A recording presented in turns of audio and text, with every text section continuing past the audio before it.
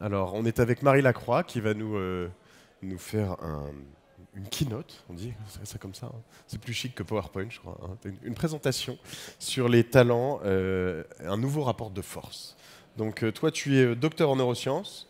Tu es également la cofondatrice de Cogix, qui est un cabinet de conseil et de formation en utilisant les sciences cognitives donc, pour aider les entreprises, notamment aujourd'hui pour manager leurs talents, c'est ça? Exactement. Tu as créé ça quand? Il y a plus de 5 ans maintenant. D'accord, très bien. Écoute, je te laisse la place. Je suis impatient et très curieux de voir ce que tu vas nous dire tout de suite. Merci Marie. Merci beaucoup. Donc, bonjour à toutes et tous. Donc, je suis Marie Lacroix, je suis docteur en neurosciences. Et du coup, avec Cogix, j'ai le plaisir d'accompagner depuis plus de 5 ans maintenant les organisations dans la prise en compte finalement du fonctionnement du cerveau pour en faire des leviers d'amélioration des pratiques de travail, de formation. Et donc aujourd'hui, j'ai le grand plaisir de venir intervenir sur ce sujet du talent, enfin des talents et ce nouveau rapport de force. Alors j'aime pas trop le terme rapport de force parce que bien sûr l'idée c'est que salariés et employeurs ne s'opposent pas, mais en tout cas collaborent vers un objectif commun. Mais en tout cas, c'est effectivement, on sait que suivant voilà, les variations de la conjoncture économique, enfin en tout cas de domaines, de certains métiers qui sont plus ou moins porteurs. En tout cas, on sait qu'il peut y avoir une variation dans cette idée de rapport de force, en tout cas de recrutement, avec notamment parfois des domaines qui vont être très attractifs pour les nouveaux talents. Donc là, l'employeur a finalement le choix parmi les talents qu'il recrute. Donc on peut recruter finalement les personnes les plus motivées, les plus talentueuses, les plus compétentes par rapport à nos attentes. Et puis à l'inverse, pour différentes raisons d'évolution de la conjoncture, eh bien, on se retrouve avec moins de candidats que de postes à pourvoir. Et donc, quelque part, là, c'est un peu le rapport de force qui s'inverse avec, parfois, en tant qu'employeur, on a vraiment l'impression que c'est nous qui passons l'entretien d'embauche, quoi. Et effectivement, donc là, quand ce rapport de force est inversé, en tout cas, la question de qu'est-ce qui fait qu'on va s'engager, qu'est-ce qui fait qu'on va aller vers une boîte, donc on va être recruté, enfin en tout cas candidaté, et qu'est-ce qui fait qu'on va y rester dans cette boîte. Et donc ça, c'est la question de l'engagement finalement. Qu'est-ce qu'on fait que non seulement on reste, mais en plus on continue à voilà, y mettre finalement tout notre cœur à l'ouvrage.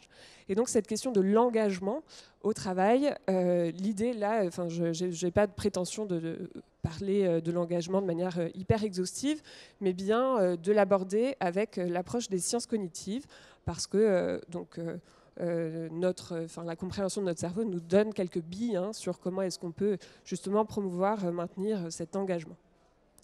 Alors peut-être pour démarrer déjà, l'engagement, c'est un terme peut-être un peu trop vaste et parfois on peut se poser la question de savoir si on peut vraiment demander à nos salariés d'être engagés, parce que finalement quand on pense à l'engagement, on peut penser aussi quelque part vraiment cette idée de sens, d'utilité, aussi d'engagement militant presque, avec des causes où on est prêt à donner corps et âme, voilà, les droits LGBT, le Black Lives Matter ou l'engagement pour le climat.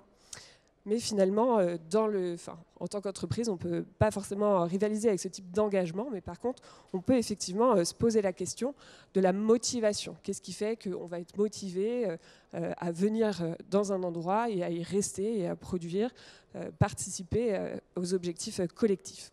Et donc, finalement, les sciences cognitives, elles nous apprennent que la motivation, c'est finalement un peu comme un investissement, c'est un rapport coût-bénéfice. C'est-à-dire, je vais évaluer, prédire l'effort que ça va me demander et je vais évaluer aussi la récompense que je vais en tirer.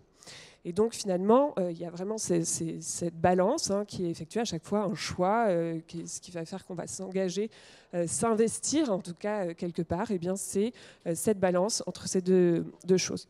Et finalement, le sentiment de récompense, le sentiment d'utilité, eh bien, au travail, ça dépend de plusieurs éléments. Donc, je vais les dire un peu rapidement parce que j'ai que 20 minutes, mais en tout cas pour vous donner un peu le panel de ce que ça recouvre. Notamment, le sentiment de récompense, notre cerveau, c'est une machine à faire de la prédiction, et donc en permanence, on prédit la récompense attendue. Donc effectivement, si on a un gros salaire à la clé, si effectivement on sent qu'on va, enfin le sentiment de réussite aussi, quand on réussit ses investissements, ses projets, le développement de sa boîte, eh bien on a ce sentiment de récompense. Et notre cerveau, il fait de la prédiction. Et donc, il peut y avoir aussi, à l'inverse, des environnements ou en tout cas des changements dans l'entreprise, du fait que parfois, quand on est en hypercroissance, il y a des changements constants. Eh bien, l'incertitude vient un peu malmener cette capacité à prédire la récompense, à prédire la valeur de ce qu'on va retrouver derrière nos actions. Donc ça, c'est le premier élément. Le deuxième élément de récompense, c'est vraiment ce qu'on appelle l'auto-efficacité, le sentiment d'efficacité. Est-ce que ce que je fais, je suis bon, j'ai les compétences pour le faire, je sens que j'y arrive assez facilement. Et effectivement, cette auto-efficacité, elle active le système de la récompense et ça vient comme un renforcement, c'est-à-dire plus je sens que j'y arrive, et bien plus ça vient renforcer ma motivation à faire ce genre de choses. Mais effectivement, il y a des contextes dans lesquels justement l'effort peut venir diminuer cette auto-efficacité, mais on y reviendra dans quelques instants. Le troisième volet de la récompense, c'est cette notion de reconnaissance sociale. On est une espèce sociale, on est vraiment très porté sur l'interaction sociale et finalement, notre cerveau est très sensible à cette approbation. C'est vraiment ça qui va nous motiver au quotidien. Et donc, la qualité du capital social, c'est-à-dire à la fois l'ensemble des ressources sociales qu'on a à disposition, dans notre quotidien, à la fois pour faire ce qu'on a à faire, sentir qu'on est reconnu pour ce que l'on fait, savoir aussi que l'on fait équipe, qu'on peut être soutenu. Eh bien, tout ça, ce capital social, il est essentiel justement pour maintenir cette sensation de récompense. Et dans des contextes, encore une fois, d'hypercroissance, ou en tout cas où les modes de travail peuvent être parfois dérégulés, en tout cas, cette question du capital social se pose. Et comment est-ce qu'on fait justement pour maintenir ce capital social? Donc ça, effectivement, c'est quelque chose qui est... les sciences cognitives, elles donnent quelques clés, notamment parfois quand on monte dans le management, quand on change d'organisation, ça peut impacter cette capacité à faire équipe. Et donc le fait d'aller voir aussi dans les leviers des sciences cognitives, comment est-ce qu'on fait équipe, comment est-ce qu'on arrive à maintenir ce capital social malgré une croissance rapide ou malgré les conditions de travail qui peuvent être parfois très challengeantes. Eh bien, c'est une question qui nécessite parfois d'être vraiment accompagné par l'extérieur, parce que quand on est une petite équipe, à la base, on peut arriver à créer ce capital social, mais dès lors qu'on grandit rapidement, ça peut être plus difficile. Et également, dans cette question du capital social, il y a cette question de l'inclusion. Pourquoi? Parce que finalement, notre cerveau, encore une fois, on est une espèce sociale, est très sensible à ces signaux, à l'idée de faire groupe.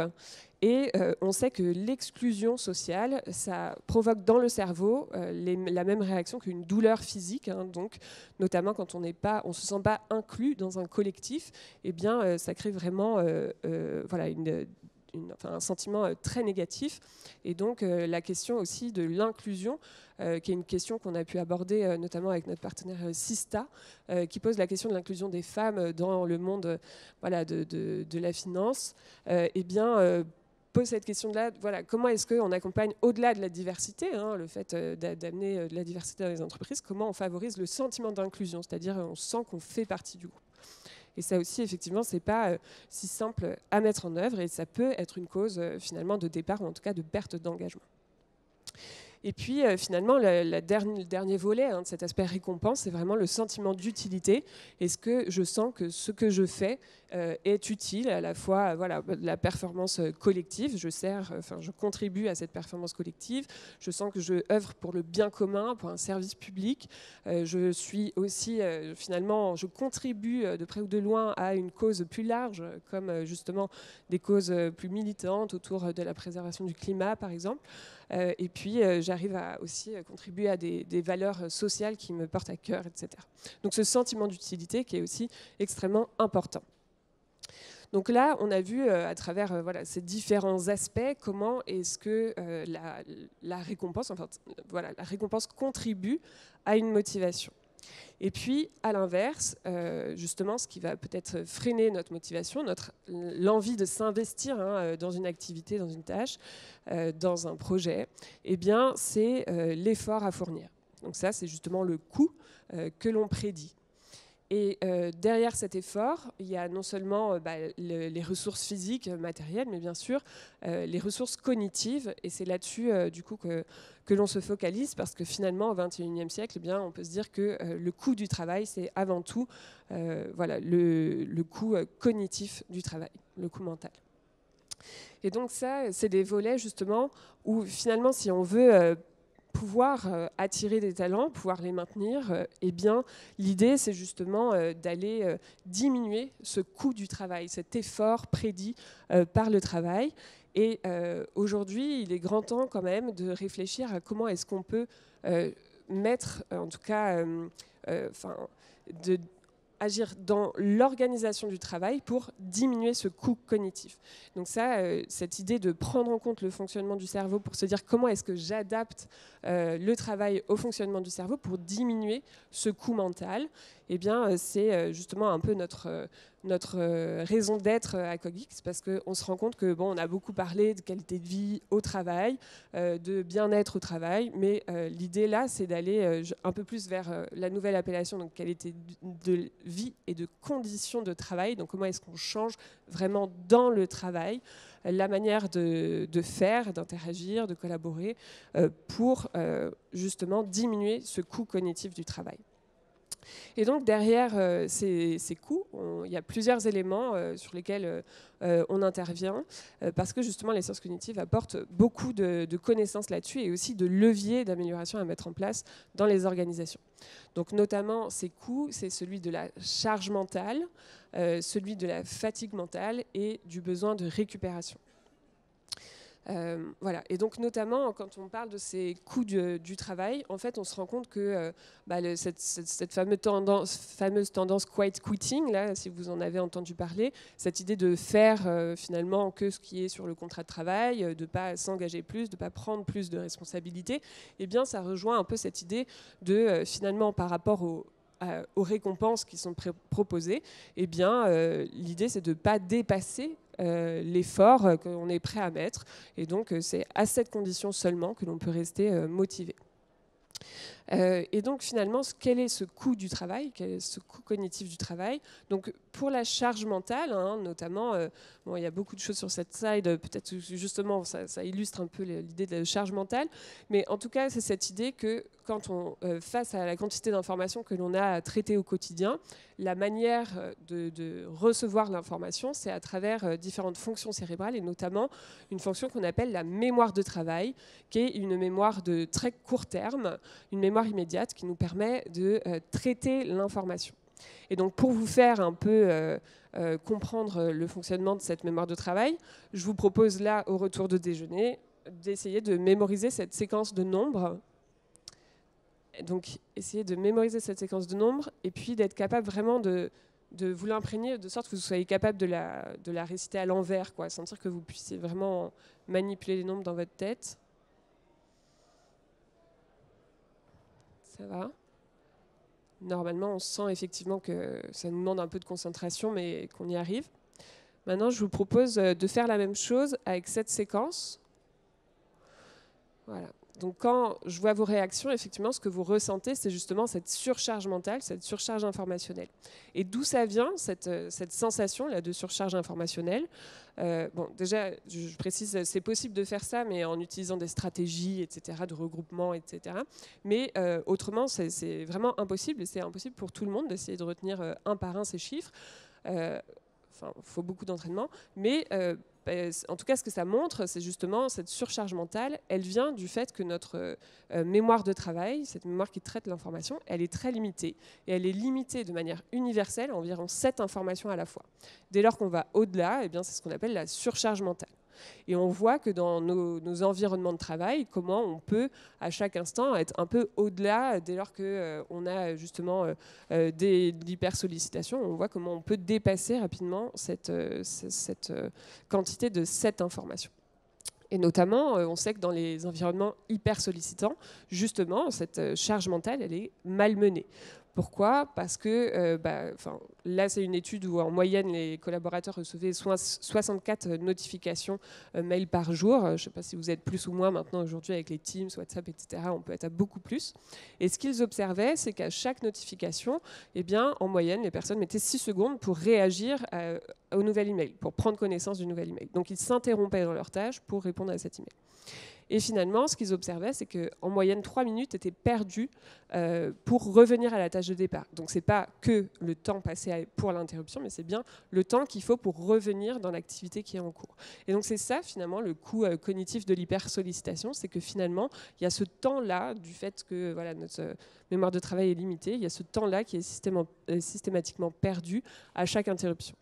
Et donc, dans cette étude, ce qu'il montrait, c'est que notamment les personnes qui se laissent hyper solliciter, qui sont toujours branchées sur leur boîte mail quelque part, eh bien, ont un sentiment d'efficacité moindre et une fatigue mentale plus importante. Donc c'est ça le coût des interruptions, c'est que finalement on a l'impression de faire beaucoup de choses parce qu'on fait du multitâche, mais en fait du point de vue du cerveau, eh bien, on perd ce temps-là, c'est vraiment le coût du multitâche. Notre mémoire de travail, elle ne peut pas faire plusieurs choses à la fois, donc il y a vraiment ce temps qui est perdu. Et finalement, donc, qu'est-ce que c'est cette fatigue mentale quand on dit qu'on se sent plus fatigué ? Eh bien, la fatigue mentale, c'est quelque chose qu'on a un peu de mal à appréhender au quotidien parce que c'est très différent de la fatigue physique, la somnolence, le fait de sentir qu'on a les yeux qui se ferment, etc., l'envie de dormir, ça c'est la somnolence. Et la fatigue mentale, ça se définit simplement par la baisse de performance due au temps passé sur la tâche. Peu importe l'activité qu'on fait, finalement, eh bien, il y a cette fatigue mentale qui peut s'installer. Plus l'activité nous demande de la concentration, plus cette fatigue mentale s'installe vite. Le problème, effectivement, c'est que donc ça impacte la région préfrontale de notre cerveau, qui est la tour de contrôle, qui est donc la région qui est impliquée dans tout un tas de fonctions exécutives, comme le fait de planifier, prendre des décisions, pouvoir maintenir son attention, etc. Donc c'est un peu l'accumulation de cette fatigue mentale au quotidien qui impacte finalement nos performances et notre efficacité. Et donc ça, c'est une étude qui montre que finalement, cette fatigue mentale, elle s'accumule notamment dans des environnements où on enchaîne sans pause, notamment les réunions visio, etc. Et on sait que dès lors qu'on permet quelques minutes de pause entre chaque réunion, eh bien, cette fatigue mentale s'accumule beaucoup moins vite.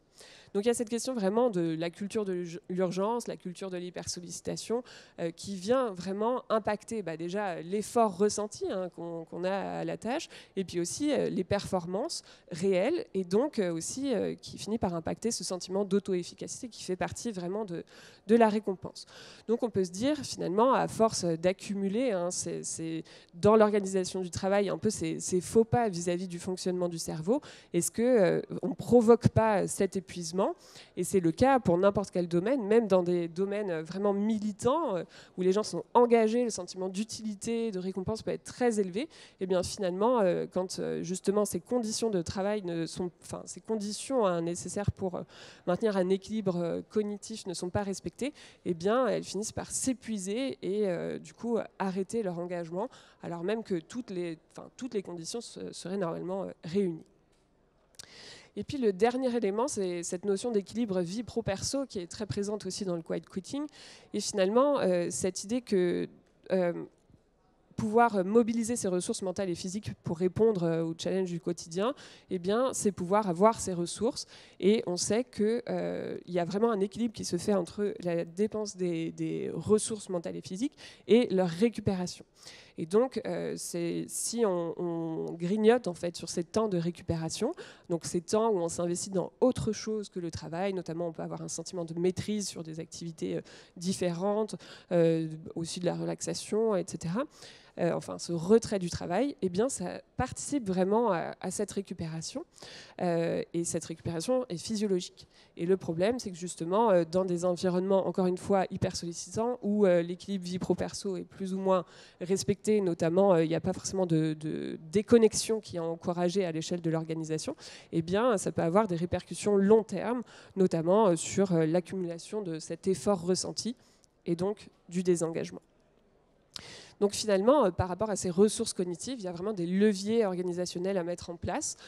Donc à la fois voilà, dans chaque organisation, puis peut-être ce serait intéressant de réfléchir quand on finance des organisations, est-ce qu'elles réfléchissent à mettre en place ce type de levier quand on finance les startups, est-ce qu'elles ont réfléchi vraiment à ces différents aspects, est-ce qu'elles les prennent en compte, donc notamment à la fois en termes d'espace, en termes d'outils, en termes de process organisationnels, comment est-ce qu'on fait pour réguler cette charge mentale, protéger l'attention et avoir des rythmes de travail qui évitent justement l'accumulation de cette fatigue mentale et du besoin de récupération.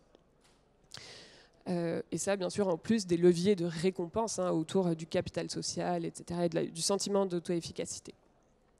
Et donc finalement, ces leviers, comment est-ce qu'on fait pour agir là-dessus, déjà c'est de diagnostiquer, d'évaluer un peu l'état des pratiques, des organisations, des aspirations aussi, qu'est-ce qui est le moteur des salariés, et puis surtout de leur permettre d'expérimenter à chaque échelle une manière de s'organiser et du coup de mettre en place certaines choses. Donc il y a des leviers différents qu'on a pu accompagner, soit voilà, sur l'organisation des rythmes, des pratiques de collaboration, etc., notamment avec la gestion des mails. Donc ça, c'est le type de choses qu'on a pu accompagner dans différentes organisations publiques, privées.